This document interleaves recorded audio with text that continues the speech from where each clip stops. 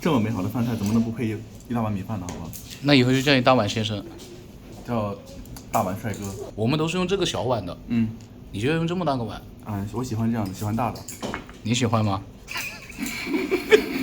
怎么说啊？妈的，快吃成巨人观了。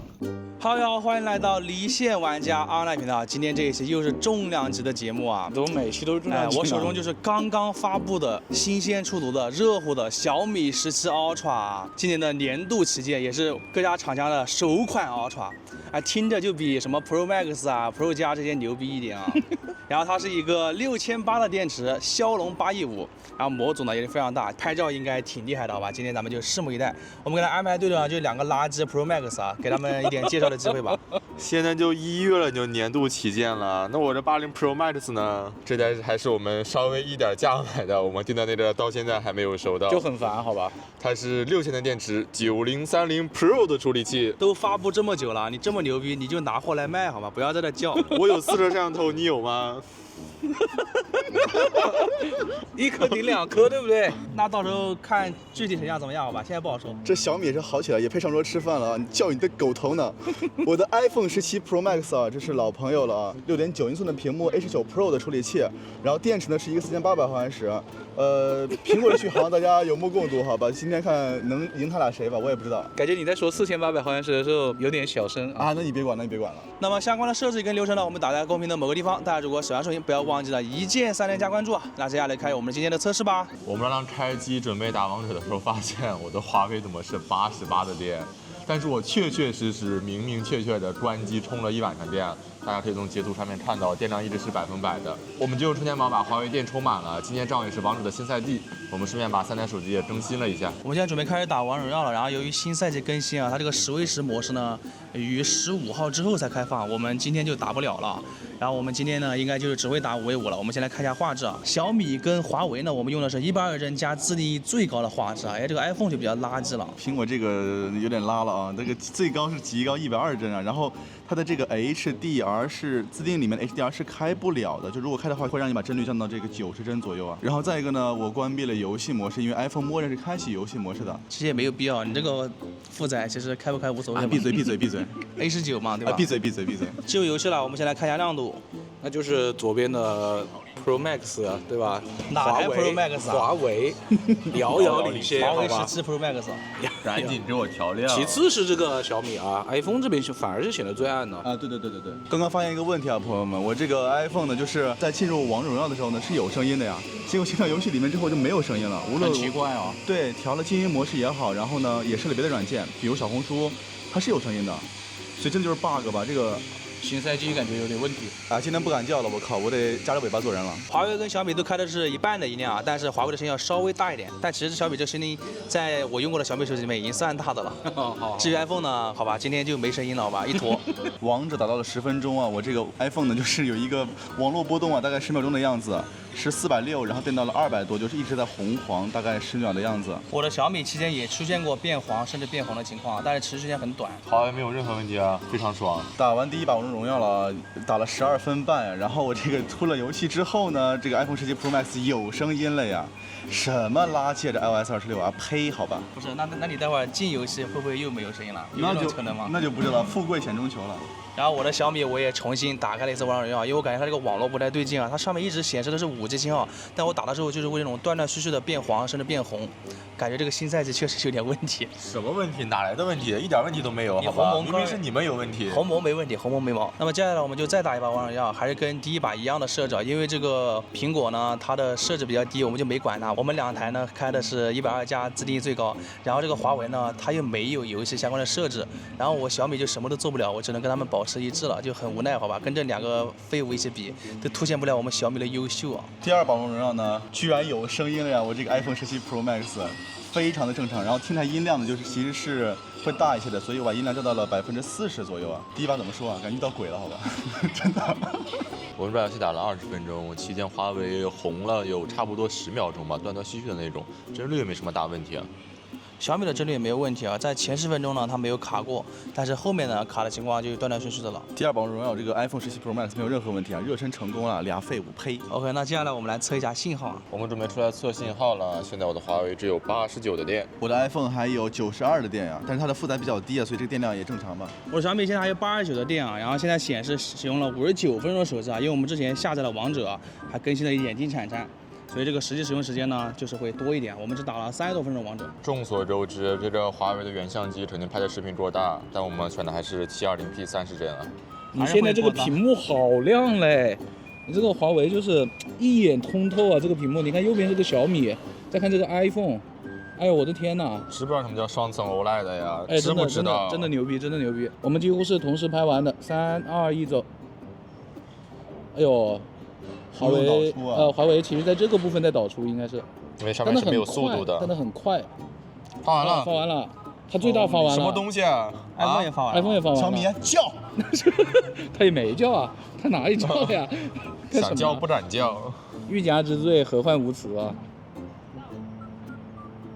他发的话发的也一般，速对度也不是很快啊。我们现在 B 站里面缓存一个1G 左右的视频啊。 3个手机都是不同的系统，没办法统一啊。来吧，主要是这个 iPhone 不行啊。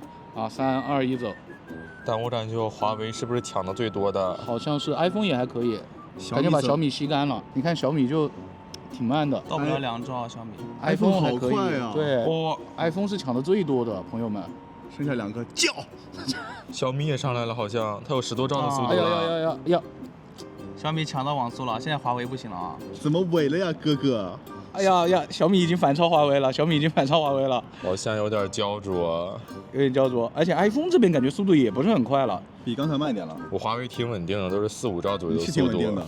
稳定的慢也是稳定嘛，对吧好了，苹果快要下完了， ？OK。开场开香槟了。哎，iPhone 怎么卡在这里了？对，不动了。耶，给小米机会是吧？哎给我点机哎，会我靠，好不好？别搞，哥们儿。哎，别搞啊！iPhone 卡住了，哇，笑的好慢了，突然，动了！我操！你在这涓流下我也载呢。我快800多完了。了哇！等一下，小米快下完了。小米也要下完了。不会吧啊？小米跟 iPhone 的大小是一样的啊。完了，哎哦，iPhone 还是快一点，iPhone 还是快一点。哦，小米就只慢了大概2秒钟。哦，华为速度起来了，刚才有10多兆了，现在好像又稳定住了。华为就只下来600多了。哎呦，这小米还可以啊，感觉。后来居上了啊。你怎么不叫了？肯定是 B 站适配的问题，我们不管了。我们现在在用电信卡打电话，联通卡上网，然后这个环节呢，一般 iPhone 就不参与了，直接黑屏了。你到旁边去刷好不好？你刷不了一点这个。对，你是刷不了一点啊而且。单卡单通啊，你走吧那你走吧，你走吧，你走吧，你走吧。他就在退出。旁边一张卡在那刷抖音嘛，我们看我们的。看家好的吧，不带它了。没问题啊，加快。刚说完，小米就卡了一下。华为其实也黑了一下，但是感觉小米卡的会多一点，最快吧。最快。哎，小米还是感觉差一点。对你那个点赞还是会延迟吗？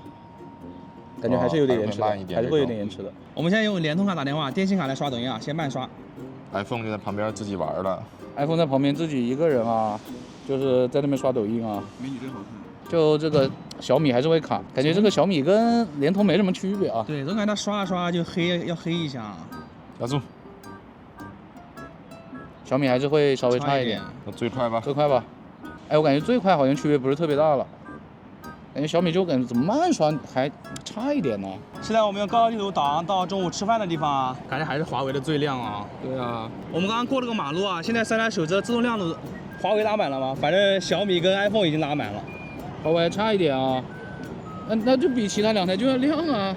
我们上线就这个样子了，好吧？我们只能这样了，努力过了。然后过了马路之后，3台手机显示的路线是不太一样的。我们现在再过一个马路啊，看他们会不会给我们规划。就选一条3台手机全都没有规划的路线啊。对，我们现在过了个马路啊，我的小米呢实时位置对的，并且给我规划路线啊，它让我回去。但是现在这个屏幕亮度真的差好多啊，就华为就是比较厉害的。看得很爽啊，这个华为。对，因为我们现在冲着太阳的嘛。现在我们3台手机实时位置都是对的呀。那我们继续在错的道路上走吧。我更正一下，我错怪小米了，他太牛逼了。他不仅实时位置正确，而且并不是让我回头走，他是给我规划一条新的路线，并且正确的，就是要我对直走的。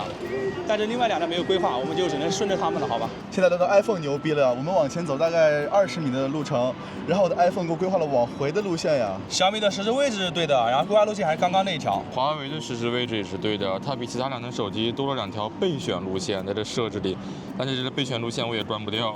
其他2台手机是没有这个选项的呀。刚刚往前走了2步，我的华为切换到了备选路线，也让我回头了。但是我们继续还头铁一点啊，还在是有着备选路线牛逼啊，又往前走了2步，让我前面左转了，这把位置是对的了。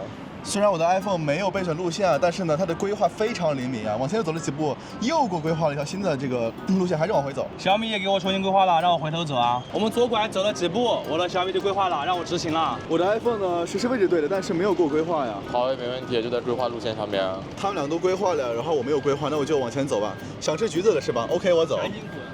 OK， 往前走了10多米啊，我这个 iPhone 给我规划路线了呀。他说了什么？太不容易了。什么东西啊，一点没听清。导航还让我们直行了，我们再左转再回到黄兴路上，看3台手机规划的怎么样。哎呀，他们俩实时位置都变了，就我这华为差一点，还在之前的路上。非常的准啊，这个实时位置。哎，我的华为也对了，终于对了。华为位置对了之后，往前走了差不多10来米，华为和小米重新规划路线了，回到了黄兴路上。没招了呀，我的 iPhone 虽然实时位置是对的，但是没有规划新的路线。那怎么说又要吃橘子啊？你赶紧滚！你说那么差。被骂走了。好了，导航继续让我们在黄兴中路上直行啊，但是这太 easy 了，我们再穿着小巷子看看。我们让观察一下，走的路程中，华为的实时位置一直是对的呀。小米也非常准啊，跟我走的路线一致。刚才过马路的时候呢 ，iPhone 的实时位置一直是不对的，然后刚刚到这个路面上了才过来，就慢我们2拍是吧？对对对，我们刚走了2步啊，我的小米又给我重新规划了一条路线啊，遥遥领先。这么强吗？但我华为的实时位置是对的，规划就规划吧。苹果跟华为一样，都是实时位置对，但是没有规划路线呀。遥遥领先，小米太屌了，不愧是 Ultra 好吧 ，Pro Max 就是屎。往前走了几米啊，我这个 iPhone 规划新的路线了呀。华为也规划新路线了，也是往回头，但是有条备选路线是走东牌楼梯。哎，我们正好想走这里，又往前走了几步啊，我的小米又重新规划了，它这个规划速度真的非常积极啊，就是同样的时间，我小米规划2次，他们只有1次啊。我们现在又出现分歧了，前面有一条小岔路，只有我的华为规划到了这里面，但是它去中心走了。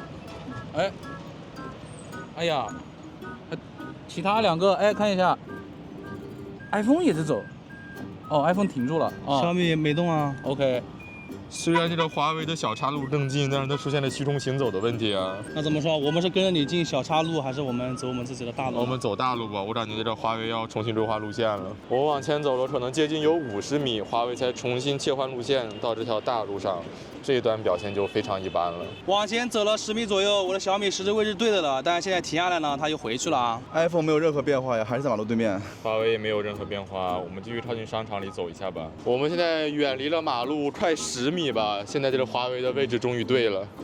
苹果照样紧随其后啊，也是走起来之后实时位置对了。我们现在又入了马路，但还是在规划路线的对面。很显然，我现在华为的位置是对的。iPhone 照样紧随其后，还是实时位置是对的，但是规划路线在对面。他们2个废物都对了，小米那肯定是对的呀，对吧？现在目的地就在我们的正前方，但是最后我决定还是加大一些负载，毕竟我华为只有条备选路线，可以往这边稍微绕一下呀。那不就只有你有？你们俩垃圾，照的适配的一点都不好。你表现也没我好，跟我走，跟我走。傻逼！一共往前走了10来米，华为切换到了备选路线。你是什么备选路线啊？往前直走。有什么用啊？我小米也规划了，让我回头啊，知道我走错了。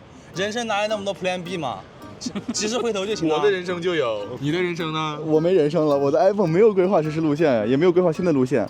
然后呢，我在停下来之后呢，它又回到了之前那个路线上面了。实时位置也不对了。对，那你们想吃橘子吗？我去买点。不用比了，我不管你了，走了走了。我们又往前走了一截啊，期间呢，我的华为是又规划了2次。你的华为。我的小米是又规划了2次，一开始呢让我回头，后面走到这个地方呢又让我右转，现在是跟华为一样了。我的 iPhone 就是永远慢他们一步，然后我现在也是规划，但是往回的路线跟他们不一样。就是还没到这。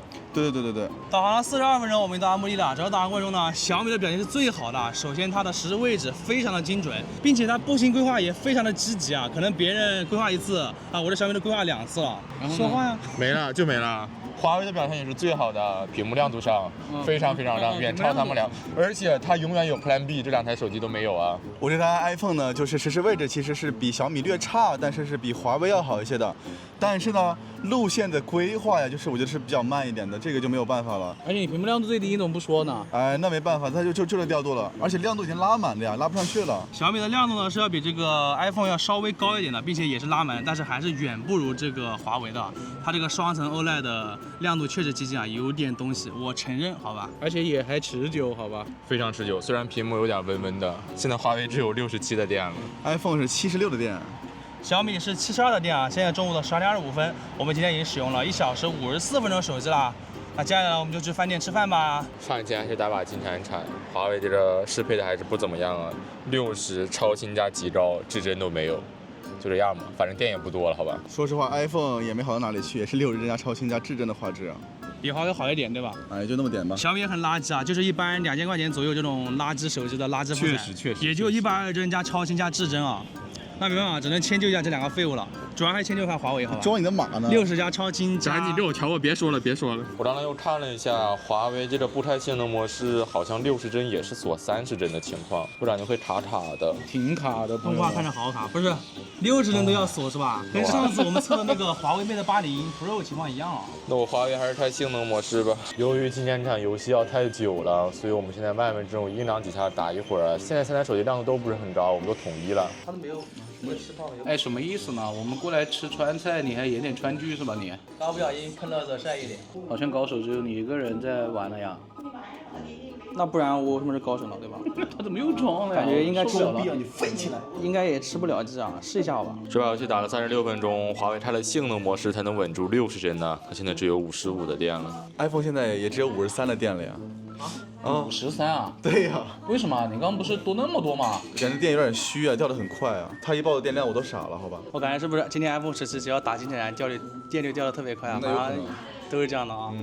我的小米现在还有64的电啊，现在中午的1点06分，我们才使用了2个小时35分钟手机啊，现在菜已经上齐了，我们把手机交给大师来拍点照片吧。好的，我们开始拍照了，还是1倍拍全部的菜，然后用他们的2倍吧来拍单个的菜吧，因为 iPhone 肯定是没有长焦微距的，华为我们用的就是鲜艳了，小米呢用的就是徕卡生动啊，华为这个鲜艳确实还蛮鲜艳的。我们现在这个环境呢，其实照在这个盘子上，它应该是会比较黄一点，然后带一点点粉色，因为这里的墙壁是粉色的。我从取景框上来看呢，我觉得华为好像是比较的还原啊 ，iPhone 就感觉有点矫枉过正了。现在这个环境下，它的颜色肯定是不准的。小米应该是识别了美食啊，感觉还挺艳的，走的这种比较明艳的那种方向啊，颜色肯定是不准的。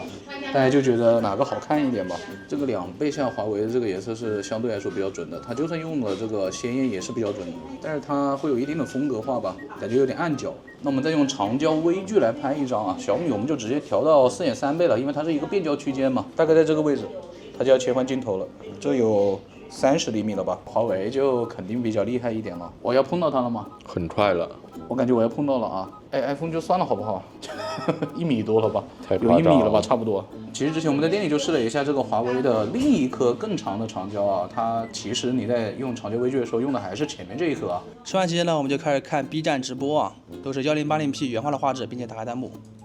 还是华为会稍微亮一点，你干什么？你搁这偷吃呢？快点，我饿了。就是华为会稍微亮一点啊。那我们把亮度统一，然后放旁边吧。何一位，停止。这么美好的饭菜怎么能不配一大碗米饭呢？好吧。那以后就叫你大碗先生，叫大碗帅哥。每次就是要搞个这种。不是、啊，你看我们的碗，你看我们的碗，你看这个碗很小，你一口不就没了吗？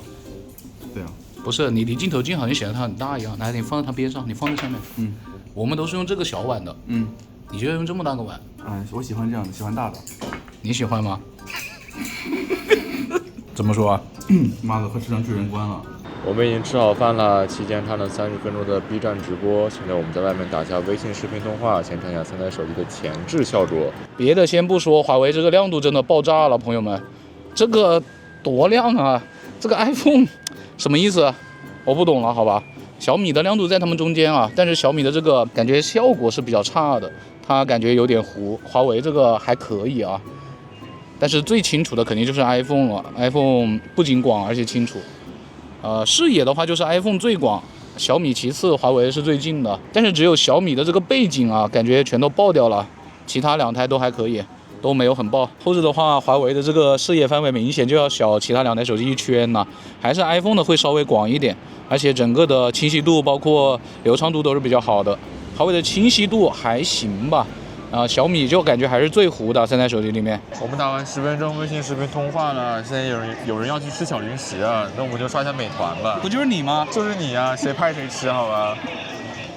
先看有没有加载问题，快刷。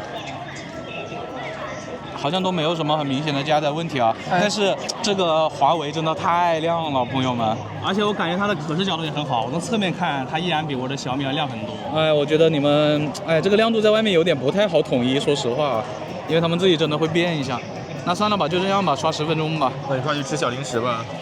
等下带点给你吃好不好？事实上，刚刚那个亮度，小米已经是拉满的状态了 ，iPhone 也是啊，但是依然比不过没有拉满情况下的华为。某人吃完小零食了，我们看一下，刷了10分钟美团后，华为还有39的电。 iPhone 还有35的电呀？你怎么比它少这么多了呀？不知道呀，这个 iPhone 掉电就是很不线性吧，我感觉。你怎么又是牙签啊？当时你吃小零食去了是吧？你要用吗？刚刚刷美团的时候，他们俩还都是39，然后现在华为39，它变成35了。对，什么意思呢？不懂啊，不懂啊。与此同时，我的小米还有50的电啊！哎呦，搞这么多啊！现在是下午的2点25分，我们已经使用了3小时33分钟的手机。那接下来我们就使用高德地图的步行轨迹之路来穿一下南门口的巷子啊，因为它的鸿蒙呢，百度地图还是没有适配这个功能的，所以我们只能用高德地图了。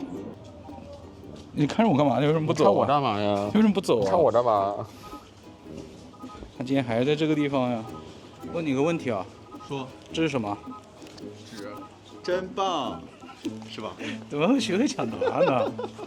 走了800多米到目的地了，先看一下3台手机啊，起点。很明显，中间的小米是不太对的呀，它在这个地铁站的下面了呀。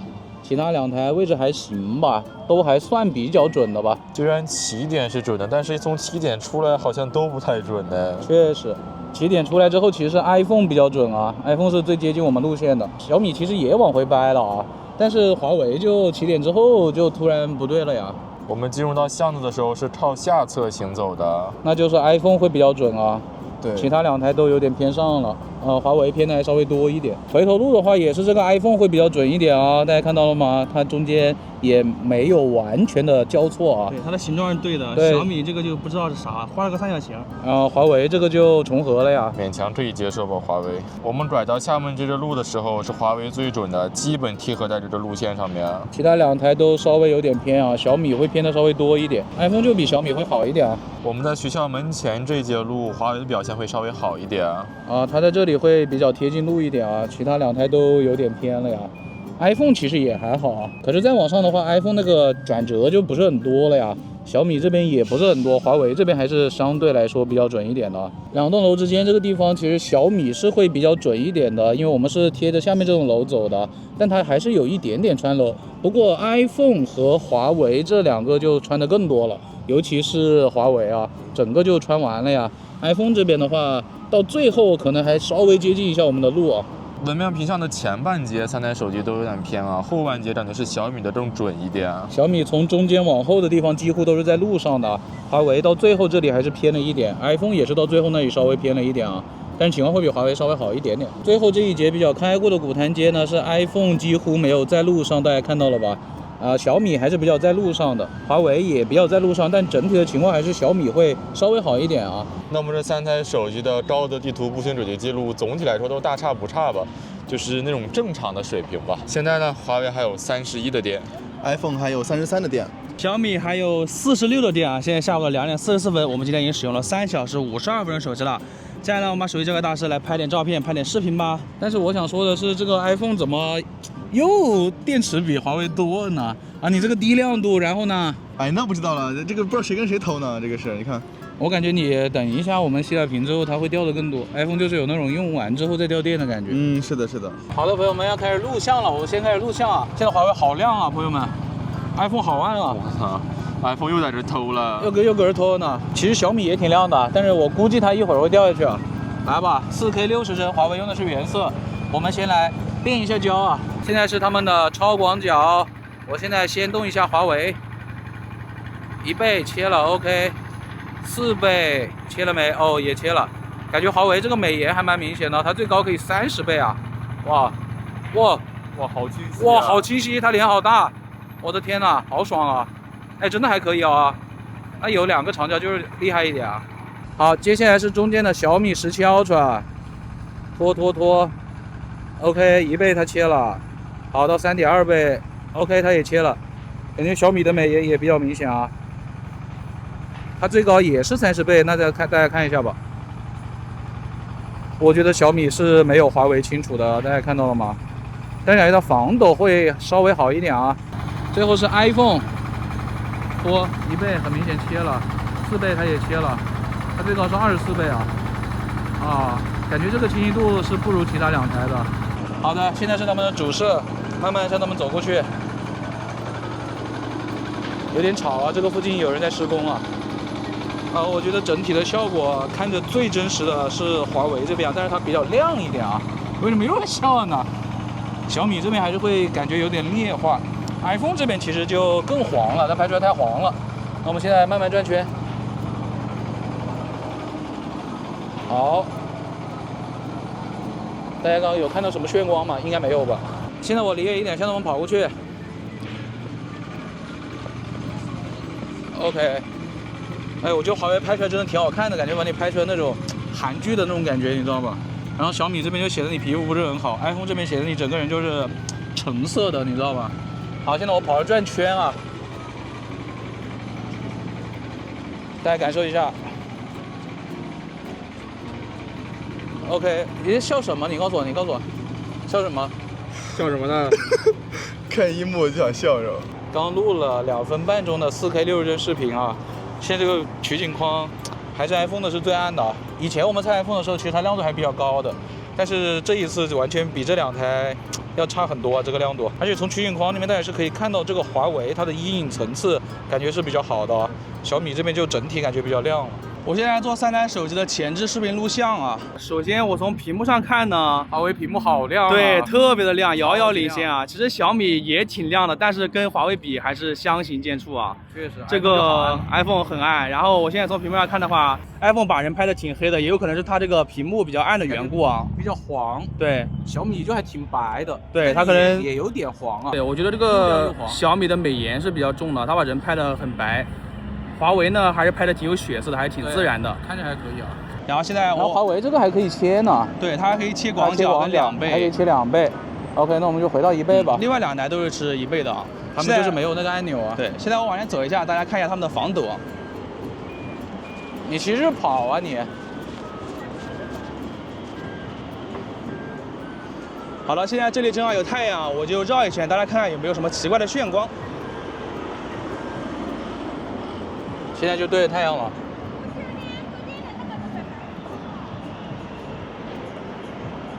好的，现在我们用3台手机的前置的人像模式啊，这个华为和小米全都默认切到了他们的广角端了。iPhone 这个人像呢就没有办法自己切啊。我现在从这个取景框上看，我觉得这个小米就把人拍的有点又白又黄那种感觉啊，跟刚录像差不多。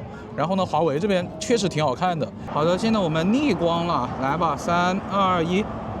好的，现在是用他们的拍照模式的前置来拍一张啊。现在还是逆光的拍照模式，这个华为很明显没有那么好看了，我感觉 iPhone 的会好看一点，小米也还可以啊。华为这个就还是像上一次 Mate 80 Pro 一样，就是感觉对比度好高的。好的，现在是他们前置的顺光啊，华为这一下感觉顺光好看一点了。华为这个亮度是真的猛啊，但是有一点，朋友们，他刚刚已经提示我它20%的电了啊。我天，这是变强的代价。对，亮的代价啊。小米其实也挺亮的，它还38，iPhone 很暗啊，它还有多少？26。偷的。接下来我们要拍后置的人像，还是拍他们2个。华为呢，它有很多个这个不同的焦段啊，但是大家都有的呢就是1、2、4了，因为 iPhone 就是1、2、4，小米呢我们就用4.3了啊。华为这边6.2跟10倍，我们也在人像环节就不用了。先是1倍。华为用的是原色，美颜是默认的，小米这边用的是大师人像。哎，小米这边确实蛮艳丽的嘞，还蛮好看的，但是华为确实会相对来说真实一点啊。iPhone 这边就是自然光了。iPhone 从取景框上看就感觉有点偏黄了，感觉 iPhone 的人像一直都是这样的。好，我们再到2倍，现在是一个比较顺光的。我觉得 iPhone 拍出来这个人像模式有点奇怪啊，小米就是比较艳。整个颜色感觉比较明艳一点。华为其实这个人脸的颜色还是比较自然的，但是他们衣服呢就显得有一点偏蓝了。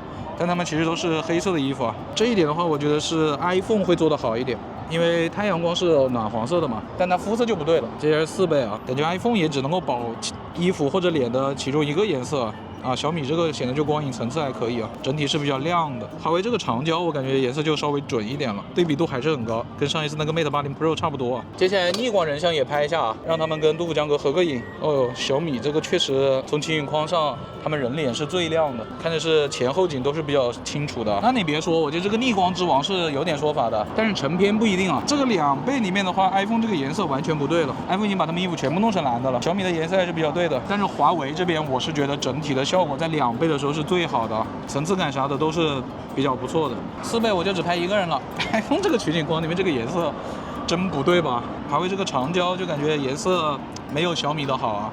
不过人像模式的话，最终他们的成片应该是有一定的处理的。好的，现在用他们的拍照模式啊，来拍一下人，还是他们2个从超广角开始拍。在这个顺光的情况下，我觉得是华为的取景框效果是最好的。小米这个就感觉层次感不是特别好，颜色也不是特别的准。iPhone 整体有点偏黄吧，但其实是没有我看取景框里面这么黄的。华为还是原色，小米还是徕卡生动，2倍不拍了，直接用长焦原生焦段了，稍微会有一点点的区别啊。iPhone 真的把你拍得好黄啊！小米这一张长焦原生焦段我就用3.2倍了。华为这个看着是也还好看，但是不是很真实啊。它衣服的颜色全部跑偏了，包括人脸的颜色其实也是有点不对劲的。整体的话是小米的这个颜色还比较的真实一点，但是它后面的树跟蓝天也不是很真实。大家可以看到，我们录了一会儿像，拍了一会儿视频之后，这个亮度华为遥遥领先吧？太坚挺了。对啊，现在 iPhone 显得也没有那么暗了啊，但是小米的亮度很明显是下去了。华为这个超亮，一直都很亮啊。现在我是要逆光的，再用他们的拍照模式拍一下人啊。现在取景框上 iPhone 的这个 HDR 效果其实是最好的，太阳就是一颗小圆球在那儿，其他2个爆的差不多了都已经。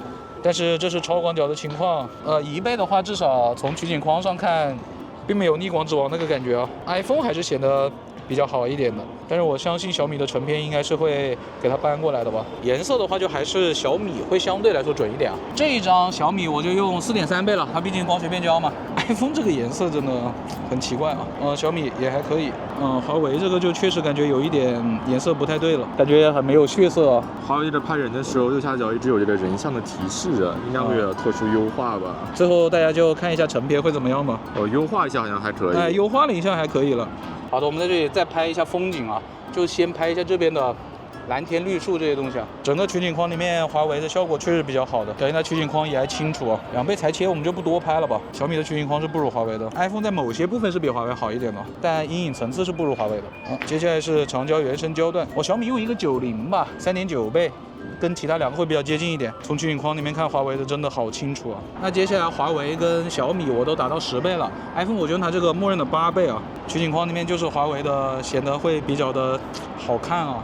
现在再拍一下杜甫江阁逆光啊，直接从1倍开始拍了。华为的取景框真的进步好大呀，直接来4倍。华为已经掉到10%了吗？对，变强的代价。我就觉得华为这个长焦在拍逆光的时候，这个取景框就显得不是很真实了，也不好看了。但顺光还是不错的。再来一张8倍或10倍啊！小米我用8.6吧，感觉也还比较接近一点。华为它这有一个快捷按钮，就是10倍，也还不错的，清晰度都还可以。朋友们，我们现在到对面再拍一组长焦的吧。但是华为呢，它已经只有9%的电了，所以呢，它这个全天候显示它不显示了。它本来也是那种智能显示，就是你看着它就会亮了，但是它现在就完全不亮了，只有9%的电了，那没办法了，我们再去拍一组长焦吧。那老头脸都紫了。这边还是有一些比较丰富的娱乐活动呢，可能会有点吵啊，用他们的长焦啊拍一下远处的那个游船吧。即使在华为没什么电的情况下，它这个还是挺亮的，真的厉害，我只能说。长焦原生焦段3.几倍， 4倍这一个来拍一下。好，下一个要该是8倍或10倍了，小米就用8.6。华为这个颜色虽然说不上有多对吧，但是看着确实挺好看的，我还挺喜欢的。接下来直接来个20倍，小米这个20倍已经出现这种彩色的那种噪点了，就是那艘船上面它有一些栏杆是竖着的，它应该就是那种灰色的颜色啊，但是我从取景框里面看，小米这边已经开始出现那种彩色的痕迹了。华为的情况会比小米好一些啊，但他们应该拍出来都没有啊。iPhone 最远就是40倍了，小米这个是自动开启 AI 的啊，我们就不管它了。华为这边是没有什么提示的。那我从取景框上看的话，确实还是小米的会清楚一点啊，但感觉华为这个颜色看着是挺舒服的。好，iPhone 呢就再配一张40倍，我拍一个远一点，拍一下那一栋楼，那一栋应该是交警大楼吧。小米和华为我就拖到60倍了，小米这个 AI 痕迹已经挺重的了，其实。哎呦，华为这个感觉防抖有点不太能让我对到那个位置啊。取景框上看，它确实还是小米会比较清楚一点啊。处理完了感觉也是小米好一点啊。华为这个应该也用了一点 AI 吧，但是感觉小米的 AI 会好一点啊。拍了点照，拍了点视频，华为只有4%的电了 ，iPhone 还有15的电。OK， 它亮度挺低的。小米最多呀，还有28。但小米其实它亮度是介于这2个中间的，但它电池好像是最大的。现在是下午的3点28分，我们才用了4小时27分钟手机。唉，接下来我们就用高德地图车载导航去河西吧，重点抓住他们的隧道里面的导航表现。如果华为没电了，我们就给它插充电宝，好吧？希望能坚持住吧。OK， 我们已经上车了呀。现在就是3台手机亮度差不太多吧，华为会稍微暗一点，但是它此时此刻只有2%电了。朋友们，即将进入低电量模式，赶紧给它插个充电宝吧。4小时33了，华为要进入低电量模式了呀，应急模式了呀。那进吧。不进，快点给它插上，快！充电中了。OK。与此同时 ，iPhone 17 Pro Max 还有13%的电呢，然后小米17 Ultra 还有26%的电呢。好，我们进入隧道了。我们在左侧车道，中间的小米是错的。3台手机现在亮度只有右边的 iPhone 还没有降下来哦，其他2台其实都稍微降了一点了。我们现在跑到右侧车道了。哎，华为跑过来了 ，iPhone 没有跑过来。我们现在已经在右侧车道了哦。好了，现在我们又回到左侧车道了。哦，华为过来了，小米没有过来。好，我们现在进入到这个弧线行驶了。感觉3台手机跟我们进程都稍微有一点点落后啊，因为隧道岔路口就在我们前面。OK， 进入到岔路口了，都落后了，都滞后了。小米跟 iPhone 差不太多哦 ，iPhone OK， 小米 OK。iPhone 华为怎么都停住了？好 ，iPhone 第2个，华为在这边停住了。华为又不动了，华为。哦，它一大跳出来了。OK， 我们现在就要出这个隧道了。我 iPhone 又卡住不动了。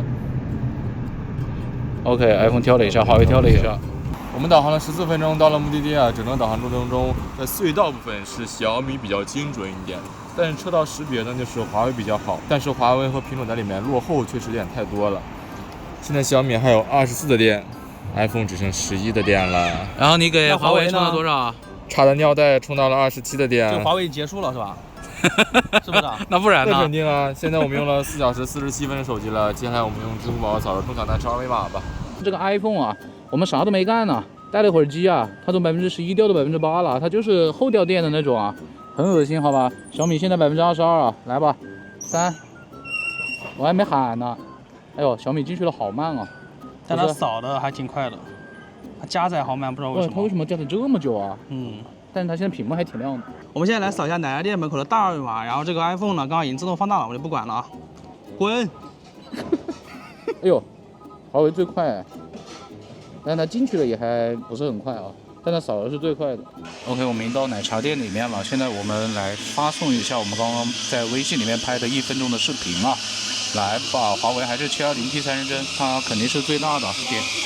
哦，那还是只有华为是直接到这个页面的，但是它其实前面这一段就是在导出。OK，iPhone， 哇 ，iPhone 好快，小米还没有导完。华为正在发，很快，华为。啊，小米也开始发了。华为可能文件比较大哦，它比小米还是快一点，而且刚刚只有小米是4G 网络啊，大家可以看一下啊，其他2台都是5A 和5G 的网络。好的，现在我们用他们自带的浏览器，然后下载一个微信的安装包啊，来3、2、1点。好的，我们来看一下哦，华为已经下了很多了啊，下了快一半了哦，小米也很快，小米显示是4G 网络，但是它有3点几兆啊。华为这边1兆，iPhone 这边看不到，但是它下的比较少。哎，小米这几次在这里的网速真的还可以，不是我们华为怎么抢不过呢？就是抢不过。小米还是4G 网络呢显示，其他2台都还是5A、5G 的网络呢。小米给我死啊！小米下完了，怎么死啊？它死了，它下完了呀，它走了。华为开始变快了，华为有2点几兆了，它就被小米抢了呀。看来 iPhone 这个弱网就是比较慢呀。你就这一坨，你别说了。华为下了150几兆了 ，iPhone 下了40兆。OK， 华为下完了 ，iPhone 下了不到50兆。哎，结束吧，结束吧。我们现在在这里象征性的打下王者荣耀吧，就把这个 iPhone 呢给它耗一下电，因为这里网络不太好，我们重点关注他们的网络表现，画质还是跟上午一样的。华为跟小米呢都是120帧加自定义最高，而 iPhone 呢是自定义加次高120帧。但其实现在这个华为无所谓了，因为它对已已经没有结束了，对，但是它目前的亮度还是遥遥领先的。那我们2台好吧，我们2个好，我们2个就亮度统一一下就行了，不管它了，不带它玩了。你就主要看一下在这里网络好不好吧，好吧我这。是凑数的。说白就是打了快14分钟啊，3台手机里面只有小米它的网络出现了一点波动啊，我的小米就是偶尔会黄一下，出现了3次吧。打了16分钟20秒，我这个 iPhone 呢，差不多没电了呀，1%的电了， OK，有点掉帧了，但是帧率目前没有问题啊，不知道一会儿会怎么样的。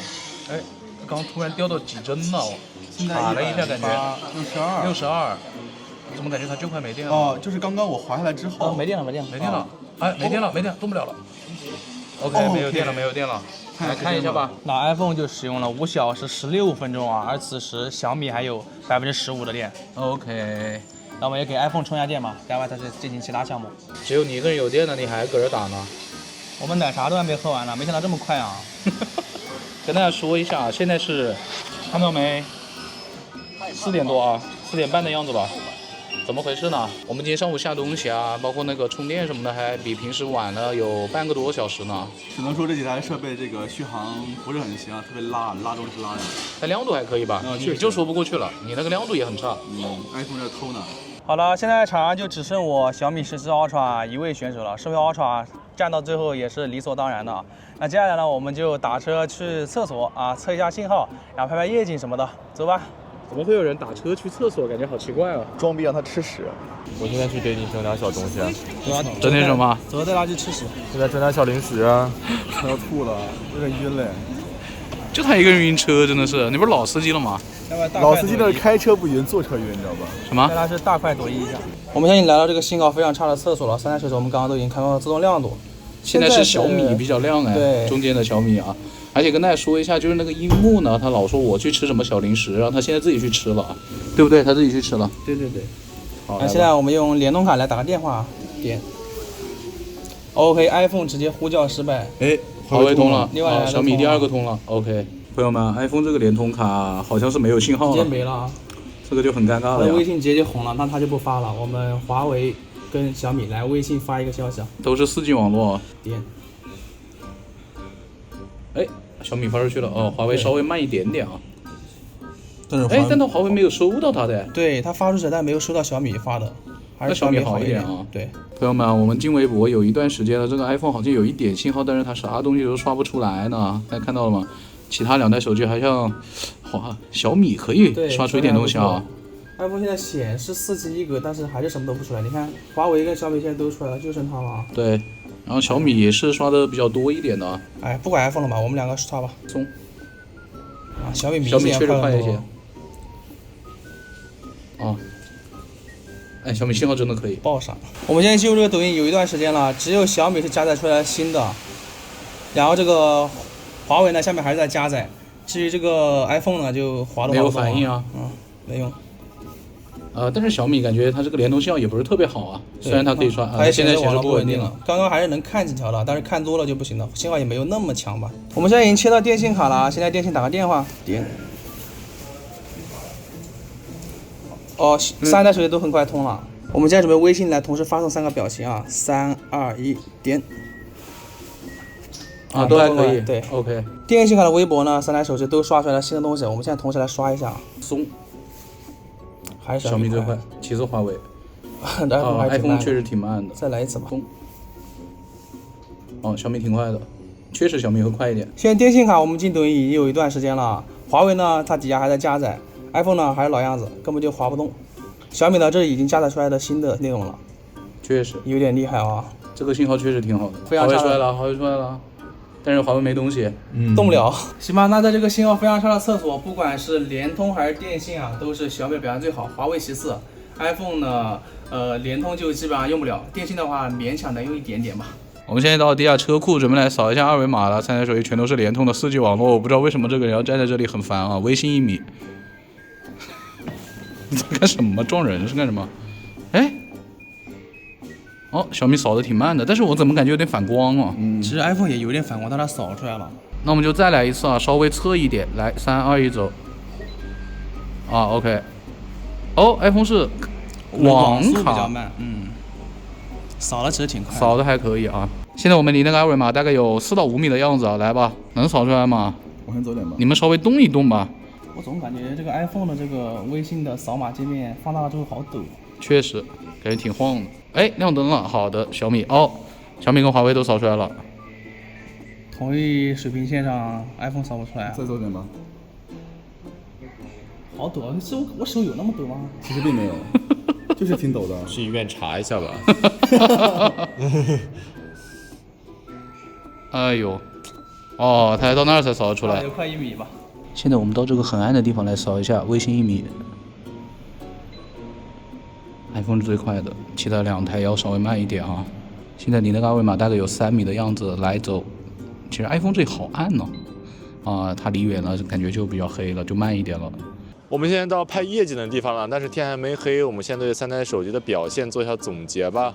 我的华为 Mate 80 Pro 今天的续航时间显示是4小时33分钟，但是它没有进入到应急模式，而且也没有记录桌面使用时间。我给它怎么估算的话，也超不到5个小时吧，最多就4小时50分钟左右吧，表现就那样吧。我觉得 iPhone 的这个续航时间呢是500个小时啊，不，5小时15分钟啊，然后是直接关机了这个，因为最后那把王者荣耀没有打完呀，因为是没有算桌面时间啊，所以我觉得无论如何也到不了5个半小时了，好吧？两个废物叽里咕噜说什么呢？iPhone 没电的时候，我的小米还有15的电，我觉得今天它突破个6小时应该问题不大吧？但6个半小时可能就有点困难了啊，6800毫安时。我不是特别满意的，主要今天游戏的负载不是特别高。那接下来呢，我就开始总结吧。就是表现方面，今天我这个小米17 Ultra 是非常非常好，我是非常非常满意的。首先，它的屏幕亮度并不差，因为今天太阳毕竟有那么亮。在我们测过的所有手机里面呢，它的亮度应该是第2梯队的，可能仅次于华为 Mate 80 Pro Max 跟 iQOO 15啊，这2个一骑绝尘的档位啊，表现呢也非常好啊。就是它在厕所，哎，我没有想到，不管是联通还是电信啊，居然表现那么好，哎，连华为都比过了。哎呀，这个就很尴尬，你知道吧？而且你是在3台手机的中间啊。对啊，之前老有观众说什么中间信号差，信号被旁边哪台吸了。那也有可能吧，反正被吸了，我也是更强的啊。还有今天在所有导航相关的表现中啊，也是综合来说，小米17 Ultra 的表现最好。首先就是它的步行导航，它的实时定位非常的准确，并且轨迹记录规划也非常的积极。还有就是它的文件下载表现也是不错的。上午下了一个接近1G 大小的视频文件的时候，它是后来居上啊，差点就超过 iPhone 了。而下午在那个信号比较差的奶茶店，它的下载呢也是第1名的。它今天唯一表现不好的可能就是它的游戏的信号吧，感觉它的信号挺强的，但是可能不太稳定。当然也有可能是今天更新的王者荣耀的缘故啊。我上午在那个信号很好的瑞幸打王者，它就老是变黄甚至变红啊。那其他2台不也是今天上午更新的吗？可能平台不一吧，我这安卓啊，他们一个鸿蒙一个 iOS， 因为我当时玩的时候，我看到那个右上角它一直显示了5G， 但是它就是信号就不是很好，我也很纳闷。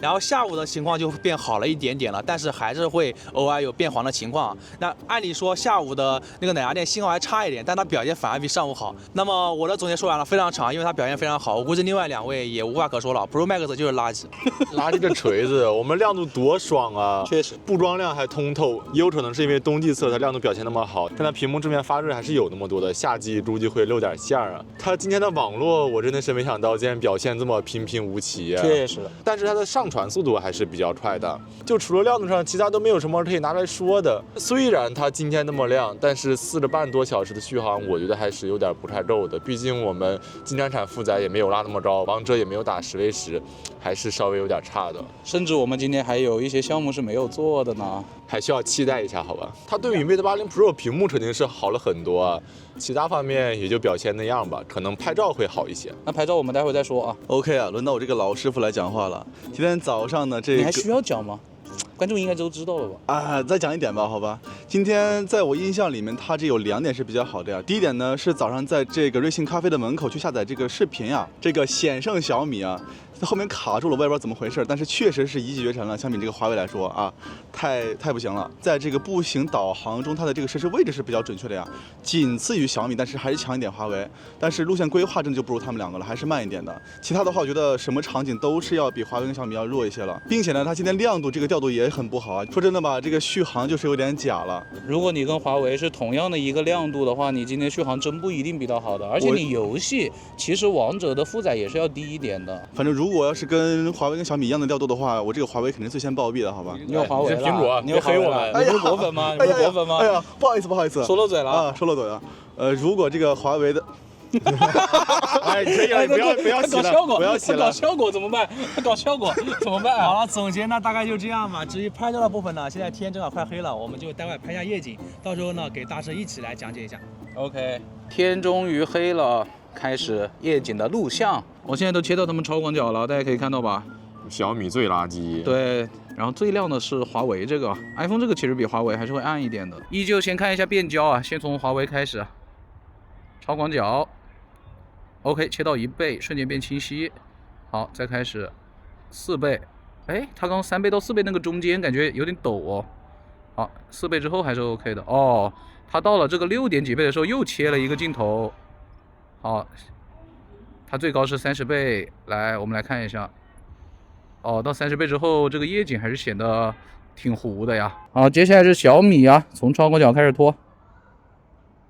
好，1倍 ，OK， 明显变亮。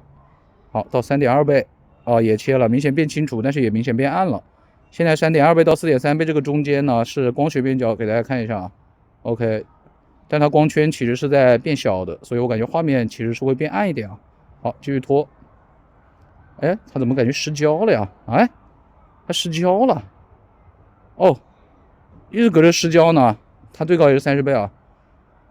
哦，它这个效果我感觉就是没有华为好了。而且它会那种抽搐的失焦啊，感觉，哎，大家看到吗？有点奇怪啊。好，到1倍了。好，最后是 iPhone。OK， 1倍明显切了。好，到4倍，哦，4倍也切了。它最高是24倍，啊，已经很糊了。这个24倍就非常的模糊啊，我感觉效果可能还不如小米呢。小米只是会有点失焦啊。3轴全都是1倍，现在慢慢向他们走过去。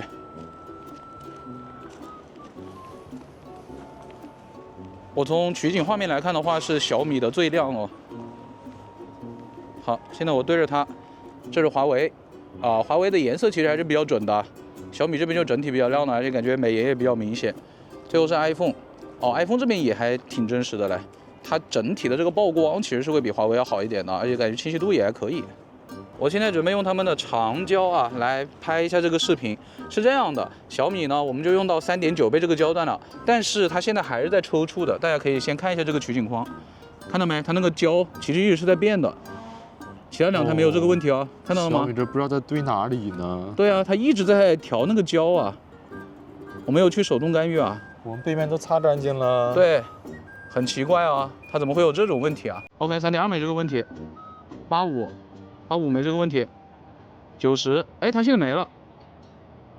哎，到4.3又开始了，看到没？到4.3倍之后又开始了。这个 bug 得修复一下吧。我觉得这个体验比较差哦，这个晚上我切到3.2，它又这样了，这不是光学变焦吗？我感觉它没有什么规律，你们知道吗？那我们就用这个3.9倍吧，90又开始在这边对了，不知道它在对哪儿。它既然是这么个情况，那这么个情况吧，焦段比较接近啊。好，我现在向帅哥走过去。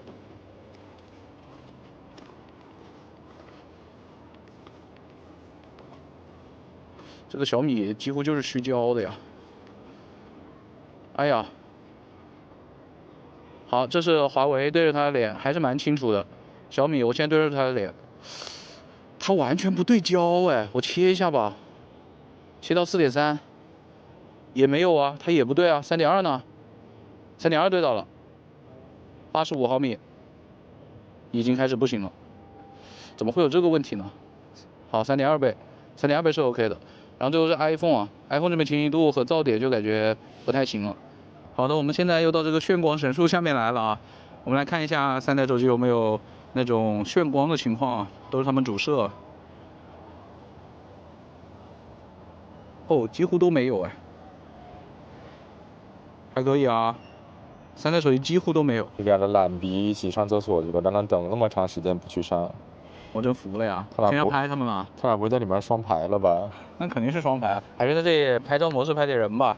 小米呢，就这样吧，它反正中间是那个光学焦段，对不对？光学变焦。那我们呢，3.2到4.3随意的切换一下啊，但是就切换在中间那几个。你其实点这里的话，中间是会有几个点的，就8590啊，还有4.3倍，4.3倍应该是100毫秒。那我们反正就这几个焦段吧，就随便用了。华为用的还是原色，小米用的还是徕卡声动啊。